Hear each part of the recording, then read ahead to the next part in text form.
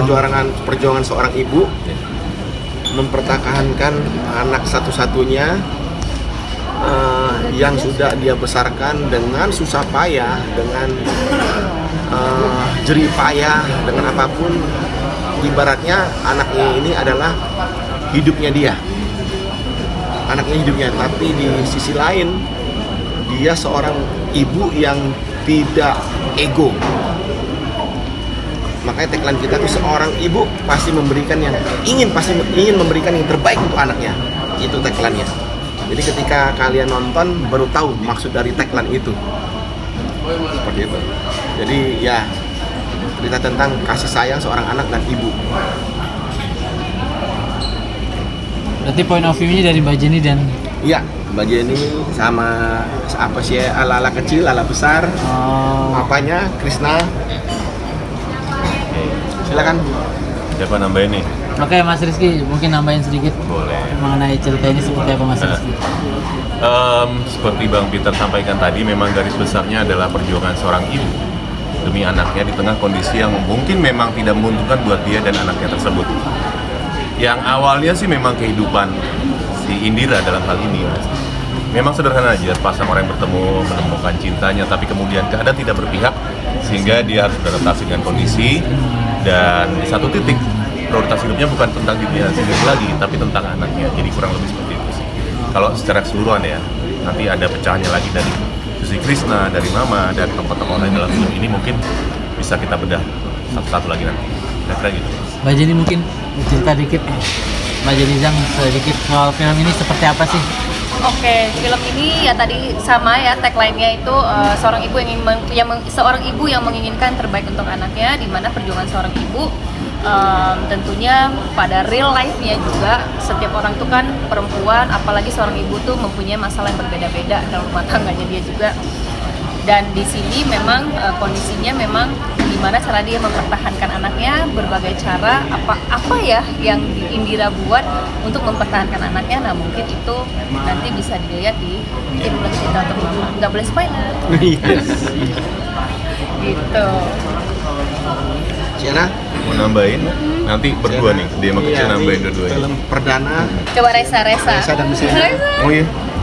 Dari sisi Ya, seorang Reza musisi gimana Reza mungkin? yang romantis melihat ibu dan anak gimana?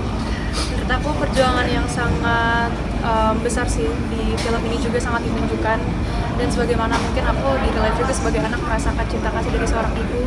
Jadi memang peran Kayla ini cukup dan sangat familiar, sangat melekat, jadi tidak sulit untuk memerankannya karena memang aku juga membeli cinta ibu luar biasa itu. Jadi kasih udah kesempatannya Kak Jenny, ini kan film perdananya Shina ya? Iya. Susah nggak sih bangun chemistry sama Shina? Oke. Kalau untuk bangun chemistry sama Shina sebenarnya tidak terlalu sulit karena kita selama preparation to syuting itu ada acting coach kan, namanya Bang Paulus. Nah di situ juga kita itu di Shina terutama dilatih untuk gimana cara memberikan rasa, mengisi karakter dia gitu. Tapi ada beberapa part yang memang susah sekali, itu nanti kalian akan lihat sendiri nonton. Dimana di situ memang kita berdua tuh harus peluk-pelukan dulu, kita berdua tuh harus benar-benar kayak ya ibu dan anak yang sebenarnya gitu. Jadi kalau bilang susah sih enggak, Shina luar biasa. Shina luar biasa. Mungkin ini relate juga nggak sih Kak, buat Kak Jenny gitu di kehidupan nyata, cerita di film mungkin relate juga nggak sih di kehidupan nyatanya Kak Jenny?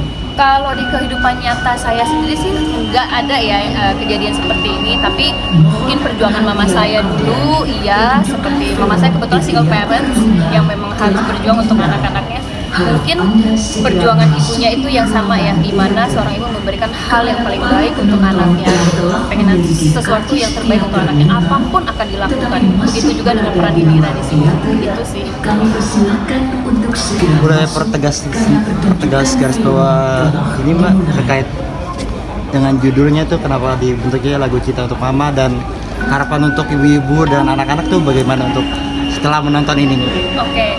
Kalau mengenai kenapa judulnya lagu Cinta untuk Mama, mungkin Pak Peter bisa bisa Lagu penulis juga. memberikan ininya ya, coba. Kenapa lagu ini disebut lagu pertama?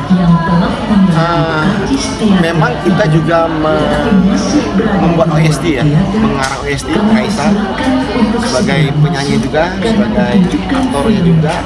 Makanya saya dengan sentuhan dari melodi Andi Rianto yang sangat indah, dibuat sama Raisa dengan lirik-lirik yang sangat indah. Jadi lagu ini ada di lirik lagu itu pun, Mama engkaulah lagu cintaku gitu. Jadi kenapa lagu judulnya seperti itu, karena menurut saya judulnya indah, lagu Cinta untuk Mama. Lagu itu dipersembahkan oleh Kayla kecil untuk mamanya pada saat Hari Ibu di film itu gitu.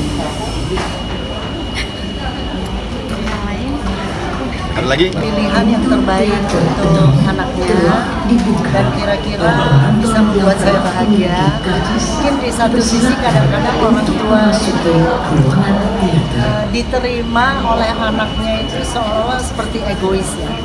Padahal sebenarnya juga ingin yang terbaik, sehingga terjadi kesalahpahaman. Tetapi di film ini sangat menarik karena semua tokoh peran yang akhirnya itu diceritakan menjadi sangat bijaksana. Jadi yang pertamanya saya egois, boleh sebentar Sedikit boleh lah. akhirnya ada renungan itu bahwa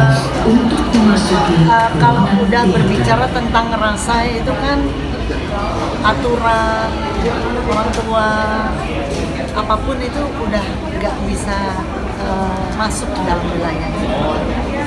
Jadi sebagusnya memang orang tua harus memberi restu apapun yang menjadi pilihan yang terbaik untuk anaknya, karena yang akan menjalani samudra kehidupan di masa yang akan datang adalah anak itu sendiri. Begitu kira-kira. Bagusnya ceritanya, tolong ditulis yang bagus para orang tua yang apa yang harus dilakukan terhadap jodoh anaknya. Ini bisa jadi kayak manual gitu. Jadi mertuanya juga nggak boleh dicampur. Ya nggak boleh. Iya kan, Mbak? Bener kan? Oh ada problemnya. Jadi pancing. Dan itu sering juga kan terjadi in the real life. Ya. Mungkin bisa menjadi kayak renungan ya, melalui film itu adalah satu cara yang terbaik untuk bisa jadi kita materi bahan untuk mengevaluasi apa yang sudah kita lakukan kepada anak, kepada menantu, kepada suami, kepada orang-orang sekitar, supaya bisa tetap adil dan semuanya murah. Dan cerita ini sangat relate sih dengan kehidupan kita sehari-hari.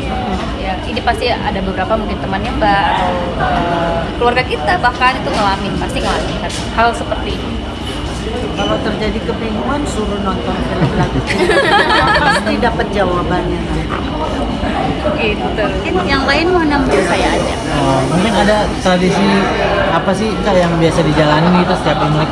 Oke, tradisi itu biasanya kebetulan suami saya itu kan Muslim.